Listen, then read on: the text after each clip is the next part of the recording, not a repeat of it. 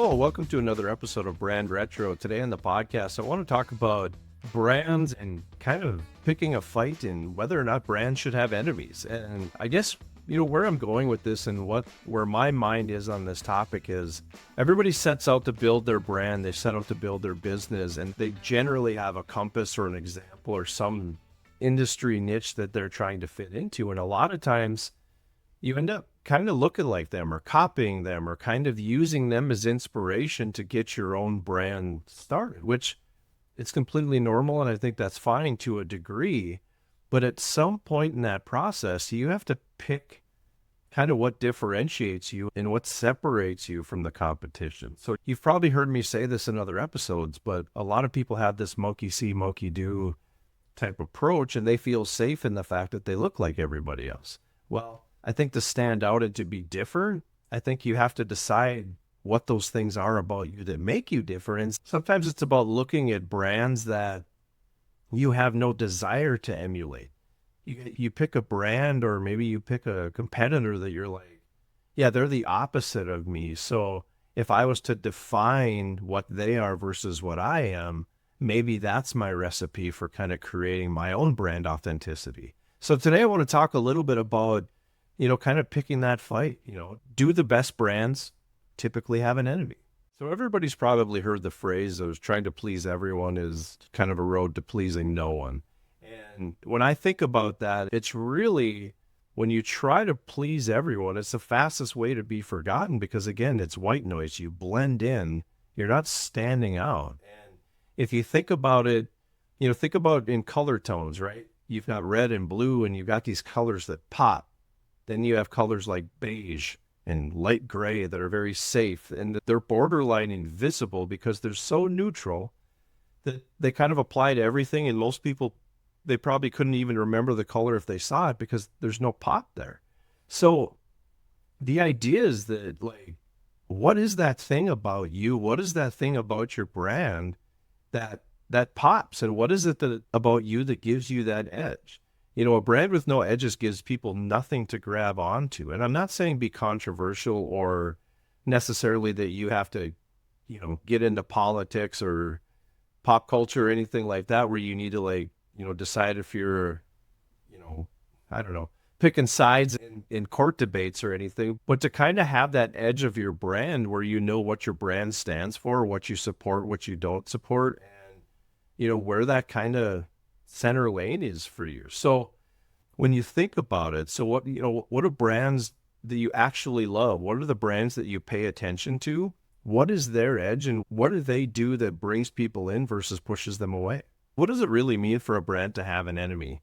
And maybe enemy is not the right word because that maybe is a little harsh, but it's really about the contrast is really what we're getting to. And it doesn't necessarily have to be a direct competitor. It's more finding a company or somebody out there that has a belief, a status quo, or a way of doing things that you reject as part of your brand culture or your brand identity. So when you look, far and wide, sit back and think about the Harley-Davidsons of the world. What do they stand for? What do they support? What are they about? Same with Nike. Same with Under Armour, Patagonia, Folgers Coffee. I don't care what it is, but find brands that kind of inspire you in some ways I kind of want to be like that, versus those that are like, man, I don't understand why they do it that way. Works for them, but that's not us. Because what that'll do is that'll give you that contrast to kind of start thinking about your own brand and how to kind of put those barriers and boundaries up as to what we are and what we are not. So the idea is that you want to build something that you have the control and the wherewithal to either pull them in or to possibly push them away if they're not your customer. So why does any of this matter? Well, it's because obviously if you find your people, you find your tribe, you find those who align with your brand, it's going to create a fierce loyalty, and it's going to create those who connect with your brand identity and want to be part of that circle. And for those who are not, well, then it's obviously creating a bucket of people that you don't want to spend money on, you don't want to target, you don't want to spend time chasing those who don't want to be part of your tribe anyway. So you're basically putting it out there that you want to pick two paths and you want to support one and build one so you have the awareness as to which lives on which side. And I think if that's not powerful, then why do most owners, basically set themselves up to do this, or why are some new business owners terrified to do it? And it simply is because it creates distinction amongst those who are in your camp and those who are not. So why would business owners be so scared to take a stand in this and actually do this? Because the math feels off. People, they would prefer to fish with dynamite and cast a broad net and see what happens. Dialing in and niching down is a scary process for most business owners and most brands. But it's also, it's also key in understanding how to make your brand successful, how to create a batting average that's higher than most. So being liked by everyone and that whole idea means nothing if nobody loves you. Being loved by a few is better than being liked by everyone. So the idea why they're scared, I think it's because it's more comfortable to throw that broad net. It's more comfortable to feel like I have more options out there. But truly, when you look at those options, when you look at that broader net, what you have to do is break down who is actually the customer. And that's what this process does. So where do you go with something like this? So you might be thinking, okay, great. I agree with you. That sounds great. But what do I do with that? So just to kind of take a step back, if you look on social media, a lot of times, even on TikTok, Instagram Reels, you'll see people that do videos where they'll point out what they don't like about a certain product. And then they'll obviously prop themselves up before the video is over to show the comparison of, here's why my method is better than somebody else's. Now, I think that's a tricky approach.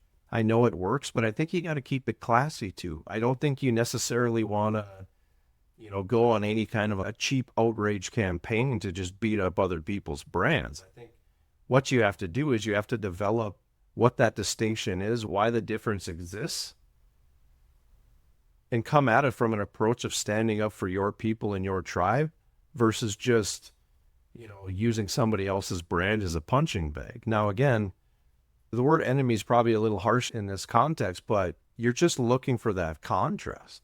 So bottom line is, you want to be punching up towards something positive and not punching down at a group that's going to come back and retaliate against you.